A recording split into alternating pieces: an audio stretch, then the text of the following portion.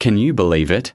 That a senior reverend, a man thousands of parishioners respectfully called pastor, a man who every Sunday morning stood at the pulpit preaching about grace, forgiveness, and reaping what you sow, would, as night fell, cast off his clerical robes, put on a stylish wig, and drive a luxury car to a VIP lounge at a club? Can you believe it? That the secluded parsonage, said to be his place of quiet contemplation and prayer, was in fact a lavish mini-mansion where he kept 5 beautiful young mistresses? That the church donations, amounting to $5 million that the faithful had sincerely contributed, had been embezzled by him to fund a kingly lifestyle? And most horrifying of all, can you believe that this man in a pastor's collar was actually a murderer, a fugitive wanted for the last 10 years for a brutal rape and murder from his past? This incredible story took place at Grace Mountain Chapel, perched atop Blue Ridge Peak in Ashe County, North Carolina. And the truth only began to be unveiled by a chance encounter involving a retired police detective. On a weekend in October 2015, Mr. Arthur Vance, a retired detective, went with his wife to Grace Mountain Chapel. He was not a devout churchgoer. He came mostly to please his wife and to seek a little peace for his soul after decades of confronting crime and deceit. The sermon was taking place in the main sanctuary. Arthur Vance sat in a secluded corner, quietly observing the pastor at the pulpit. Reverend Michael Caine, in his dark suit, radiated an indescribable aura of dignity and compassion. But when the Reverend's voice cut through the silence to begin his sermon, Arthur Vance suddenly felt that something was wrong. That voice, it was strangely familiar. He narrowed his eyes, trying to get a better look at the pastor's face. That face, though changed by time and a clean-shaven head, had basic features, especially the eyes that stirred a terrifying memory.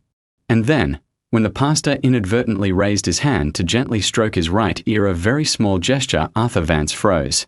He saw on the Reverend's earlobe a small, faint, but very distinctive crescent-shaped scar.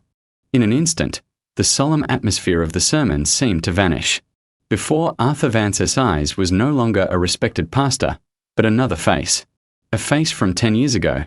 A face that had haunted him during the final years of his career. The face of Leo Morgan, the perpetrator of a particularly heinous rape and murder case that he himself had handled but could never solve. The voice, the eyes, and especially the scar on the ear. It was unmistakable. A jolt, like an electric current, shot through Arthur Vance's body. He hurriedly pulled his wife's hand, whispered that he was not feeling well, and excused himself to leave early. All the way down the mountain, his mind reeled in a chaotic mix of disbelief and horror. Was it possible that a cold-blooded killer, a nationally wanted fugitive, could calmly wear clerical clothing, stand at a pulpit, and preach morality to others for 10 long years? It was too absurd. Upon returning home, the first thing Arthur Vance did was call a former colleague, a protege he had once mentored, who is now a high-ranking officer in the state's Bureau of Investigation, Detective Marcus Thorne. "Marcus, it is Art Vance," he said, his voice urgent. "Do you remember the case of that girl, Anna Hayes, in our county 10 years ago?" On the other end of the line, Detective Thorne was a bit surprised. "Yes, sir, of course I remember. You were the lead on that one. The killer, Leo Morgan, vanished after the crime. That case is still a debt we owe, sir. I think I have found him," Arthur Vance said, his voice trembling. He recounted the entire incident at Grace Mountain Chapel, the unbelievable coincidence between Reverend Michael Caine and the murderer Leo Morgan. Initially, Detective Thorne was skeptical, but the conviction in the voice of his respected mentor made it impossible to dismiss. That very night, he had the entire old case file pulled from the archives. 10 years ago, in 2005, in a small town in the county, a young woman named Anna Hayes was brutally raped and murdered. Her body was found in a dry ditch with numerous signs of a struggle. The killer had acted with extreme cruelty. The investigation pointed to a single suspect, Leo Morgan, a young man from the same town with a reputation for being a troublemaker. His fingerprints and a DNA sample from semen were found at the scene. A few witnesses also saw him lurking near the victim's home on the night of the murder. But when the arrest warrant was issued, Morgan had disappeared without a trace. A nationwide alert was issued for him, but for 10 years, there had been no information. It was as if he had vanished from the face of the earth. Detective Thorne looked at the old wanted poster photo of Leo Morgan, then compared it to the few rare photos of Reverend Michael Caine he could find online. Despite the changes, there was indeed an undeniable similarity. A crazy but entirely plausible hypothesis was formed. Unbelievable, Detective Thorne muttered to himself in the quiet of his office. But I cannot ignore it. He knew this was an incredibly sensitive matter. The suspect was a religious figure with significant influence. Any misstep in the investigation could trigger a massive media crisis. But if Arthur Vance was right, then this was a monstrous crime, a blasphemy that could not be tolerated. Detective Thorne decided to form a special task force to conduct a secret investigation with a single objective: to verify whether Reverend Michael Caine and the murderer Leo Morgan were one and the same. The hunt for the devil in a pastor's collar had officially begun. The covert investigation into Reverend Michael Caine was conducted with the utmost caution. Detective Marcus Thorne knew he was walking a very thin line. A single mistake, one leaked piece of information, could ignite a media firestorm, severely damaging the reputation of law enforcement and the church itself. Every action had to be carried out under a perfect cover. The first objective was to find irrefutable scientific evidence to either prove or disprove Arthur Vance's assertion. The task force's first step was to build a profile of Michael Caine over the past 10 years. Investigators began a detailed background check, but what they found only reinforced the fortress the killer had built around himself. According to church and local government records, Michael Caine's real name, Michael Anderson, a fake name he had created, appeared at Grace Mountain Chapel in late 2005. He arrived in the guise of a middle-aged man who had tasted all the bitterness of life and was seeking refuge in the church. Detectives interviewed the oldest pastors in the church, those who had witnessed Caine's journey from the very beginning. They all shared a common observation: Michael Caine was a man of exceptional faith and intellect.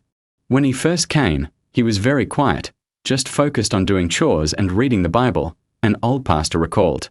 But we noticed he learned very quickly. In a short time, he could interpret scripture with such depth and fluency that he earned the immense respect of the congregation. It was this deep knowledge and preaching ability that helped him gain the trust of the former lead pastor and be entrusted with great responsibilities. His record at the church was flawless. A man who had renounced the world, devoted himself to his faith, and through his talent, had risen to become a spiritual leader. The fortress Leo Morgan had built around himself over 10 years was too strong. It even made some of the younger members of the task force begin to doubt. Could it be that Arthur Vance, due to his age and obsession with the old case, had made a terrible mistake? But Detective Thorne did not think so. He trusted his mentor's instincts. He decided they had to dig deeper, into the hidden corners that the church's solemn exterior concealed. Another investigative team, comprised of financial crime experts, began to secretly analyze the financial activities of Grace Mountain Chapel. And this is when the first cracks in the perfect fortress began to appear. Investigators discovered serious irregularities. The amount of donations from parishioners and businesses to the church each year was colossal, in the millions of dollars. But the amount recorded in the church's accounting books and reported to the church council was significantly smaller. A large sum of money had mysteriously vanished. Tracing the money trail, they found it was funneled into various personal bank accounts under the names of people with no connection to the church, and then withdrawn in cash. Even more serious was the matter of a land sale. Investigators found the records for a spiritual retreat resort project. They discovered that the signature approving the sale of a portion of the church's sacred land belonged to none other than Reverend Michael Caine. And immediately after the project was approved, a huge sum of money was transferred into one of those mysterious personal accounts. This information painted a completely different picture of the Reverend. A man who was not as detached from worldly affairs as he appeared, but rather was involved in complex financial and land disputes. While these economic crimes could not prove he was a murderer, they gave the task force a legitimate reason to continue the investigation, a pretext to get closer to the real Michael Caine. Meanwhile, another surveillance team persisted with gathering intelligence on the ground. They frequented diners and shops at the foot of the mountain, talking to locals. They started hearing rumors about the pastor's mysterious private retreat. People said that sometimes at night, luxury cars, not belonging to the church, would secretly drive up a trail behind the mountain and enter the retreat. Some even swore they had seen beautiful, fashionably dressed young women getting out of those cars. A pastor living a life of luxury, with shady financial dealings, and a mysterious retreat frequented by women. The portrait of Reverend Michael Caine was becoming increasingly distorted and suspicious. But it was all still circumstantial evidence. The task force's greatest hope now rested on DNA analysis. They had to obtain irrefutable scientific proof to connect Michael Caine to the murderer Leo Morgan. Detective Thorne knew he could not wait any longer. He decided to execute a risky plan. The financial evidence can only dethrone him as a pastor, he said in a meeting with key team members. Only DNA evidence can unmask the devil within. We have to get his DNA, at any cost. A sophisticated plan was devised. They would use an undercover detective couple, posing as a wealthy, infertile couple from the city who had come to Grace Mountain Chapel to pray for a child. They would offer a very large donation to the church with a single request, a private prayer session with Reverend Michael Caine himself. The plan targeted the subject's two biggest weaknesses, his greed and his arrogance. A few days later, a luxury Mercedes pulled up in front of Grace Mountain Chapel. A fashionably dressed, successful-looking couple stepped out. They were the two carefully selected undercover detectives. They entered the church, met with other pastors, and expressed their wish to donate $50,000 to the church. Faced with such a large sum, Caine's trusted deacons could not refuse. A private meeting was quickly arranged. The meeting took place in a special tea room in the church's back offices. Michael Caine, in his clerical attire, still exuded an air of compassion and wisdom. He inquired about the couple's situation and then began to preach about the Bible, about grace, about faith. He played his part perfectly. During the prayer session, the female detective cleverly offered the Reverend a cup of special herbal tea, which he claimed to have brought from a sacred monastery in Tibet. "We offer this tea to you, Reverend, hoping you will bless us so our family may soon have good news." Michael Caine, perhaps because of the enormous donation or the detective's skill, had no suspicions. He smiled, accepted the cup, and took a small sip to bestow his blessing. That was the moment the task force had been waiting for. After the session ended, the detective couple left. The teacup Caine had used was cleared away by a deacon. But on his way to the kitchen, this deacon accidentally slipped, dropping and shattering the cup. While cleaning up the pieces, the most important fragment, the one holding the Reverend's lip print and saliva, was secretly retrieved and swapped by another detective posing as a janitor. The precious sample was immediately sealed and sent to the state crime lab that very night. The entire task force entered another period of tense waiting. The fate of the case, justice for a girl who had died wrongfully 10 years ago, it all depended on the results from that broken teacup. 3 days later, which felt like an eternity, the final results were in. Detective Marcus Thorne's hands trembled as he opened the sealed envelope. Inside was a report that could not have been clearer. The report, with its cold, scientific terminology, confirmed an irrefutable truth. The DNA sample obtained from the saliva on the teacup fragment was a 100% perfect match to the DNA of the killer, Leo Morgan, stored in the case file from 10 years ago. Reverend Michael Caine and Leo Morgan were one and the same.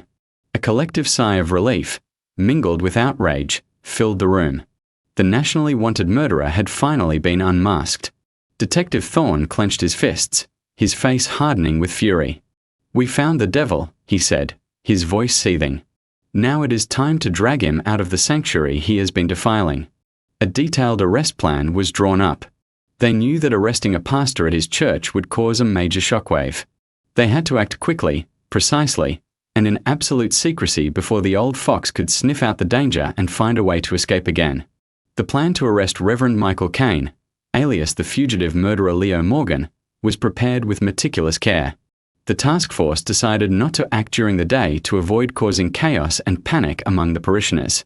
The chosen time was dawn, when the church was at its quietest and the devil in clerical robes was at his most vulnerable. Dozens of officers from the state's Bureau of Investigation and the SWAT team were mobilized. They moved in unmarked vehicles, stopping at the base of Blue Ridge Peak after midnight. Then, they had to hike through rugged trails in the darkness to approach the church without a sound. At exactly 4 a.m., while a thick night fog still clung to the mountain, the reconnaissance teams were in position, surrounding the entire Grace Mountain Chapel area, especially the rear quarters where the pastor had his private residence. All possible escape routes were cut off. The main team, led by Detective Marcus Thorne himself, quietly neutralized the gatekeeper and proceeded directly to the mysterious private retreat. Unlike the serene appearance of the other church buildings, this retreat was built like a fortress, with high walls and a securely locked gate. The heavy oak door was breached by the SWAT team. They stormed inside, and a scene completely contrary to a holy sanctuary was revealed. Inside was not a prayer room or a meditation space, but a lavish mini-mansion, extravagantly decorated with all modern amenities, expensive imported liquor, and gourmet food.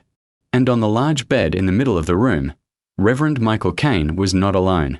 He was fast asleep with 3 beautiful, scantily clad young women. Startled awake, he and the women were in a state of panic.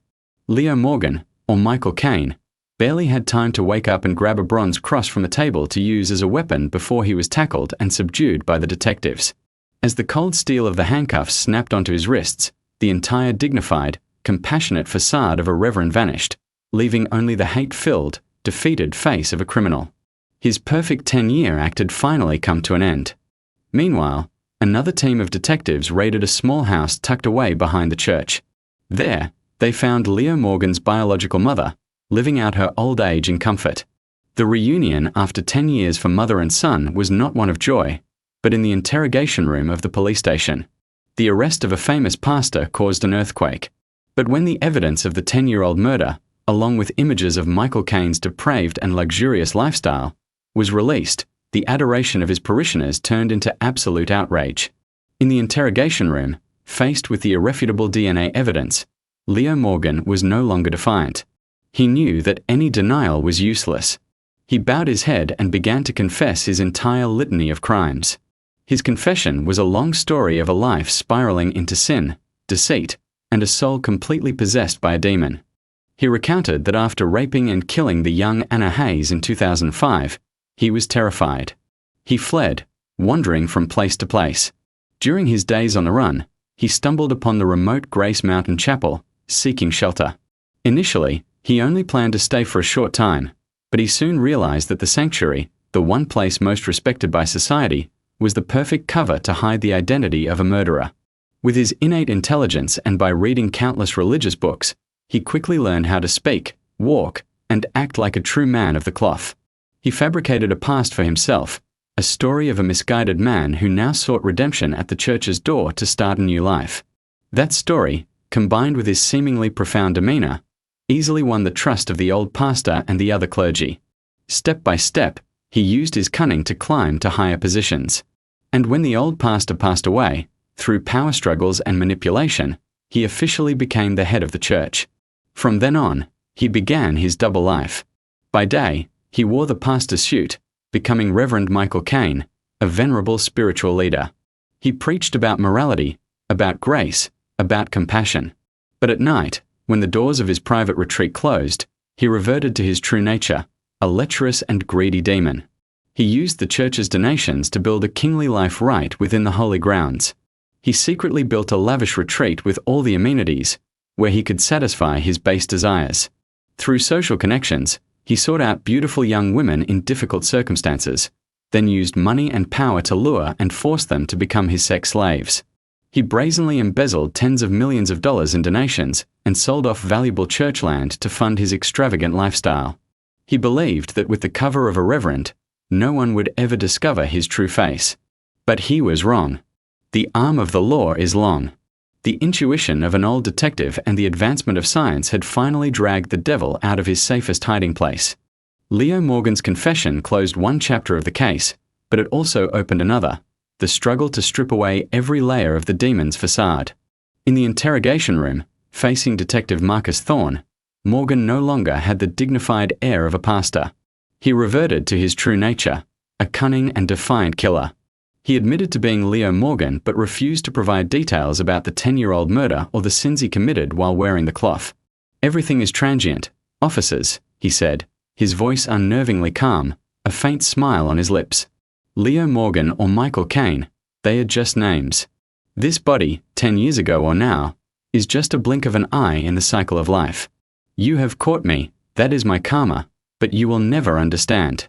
He tried to use lofty religious reasoning to justify himself and challenge the investigators. But Detective Thorne was not easily swayed. He knew that to break this phony philosophical shell, he had to attack with Morgan's own worldly sins. "You are right. Everything is transient," Thorne replied, his voice cold. But the $5 million in donations you embezzled is very tangible.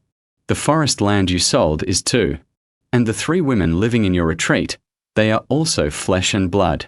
Thorne had other investigators present a mountain of evidence: shady financial records, illegal land sale contracts, and the testimonies of the 3 women rescued from his secret retreat.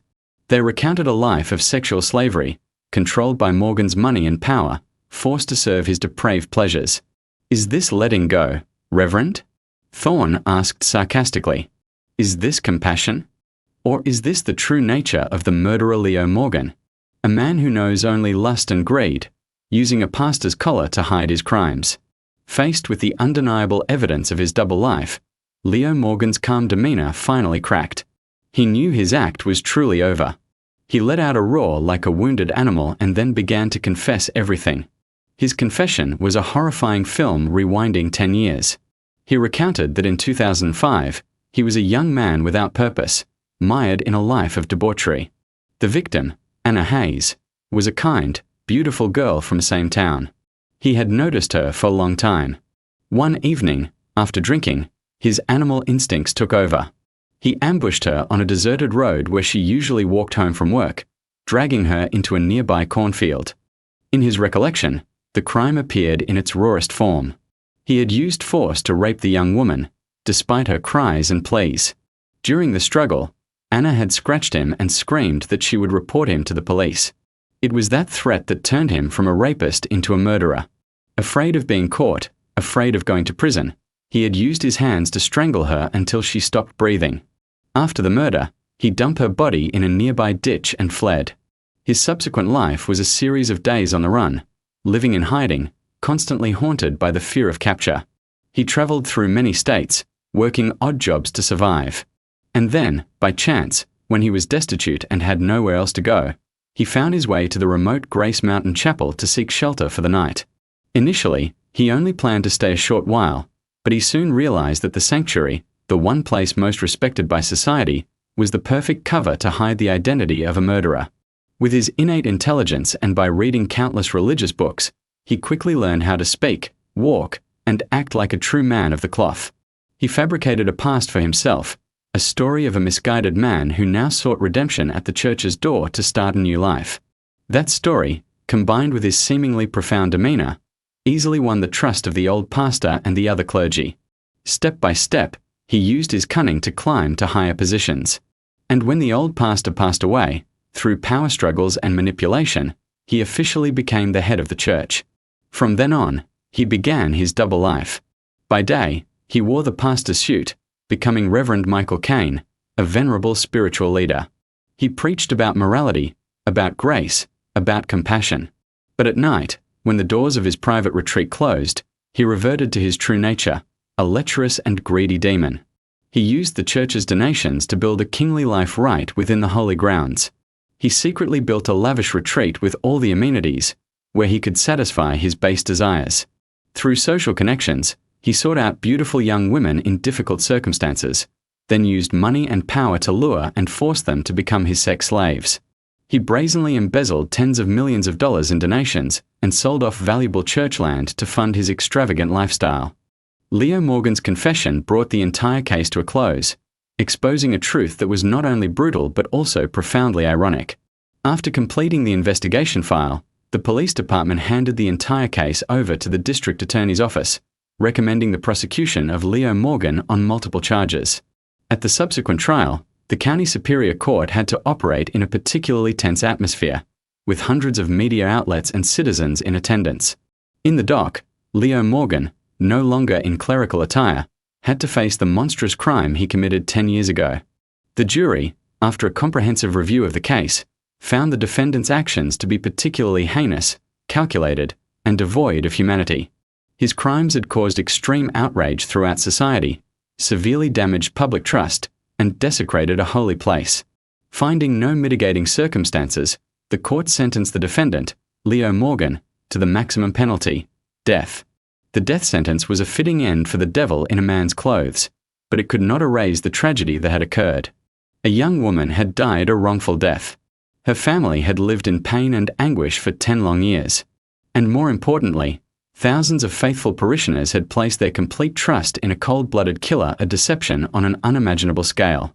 The case is a harsh lesson in the sophistication and cunning of criminals. It shows that evil can hide anywhere, even in the places that seem most serene and safe. The case is also a tribute to the law enforcement officers who never gave up, especially the retired detective. It was the professional intuition, persistence, and an unforgettable memory of a crime by Arthur Vance that became the only key, unlocking a secret that had been hidden for a decade, bringing justice to the deceased and dragging the devil out from the shadows of his deceit.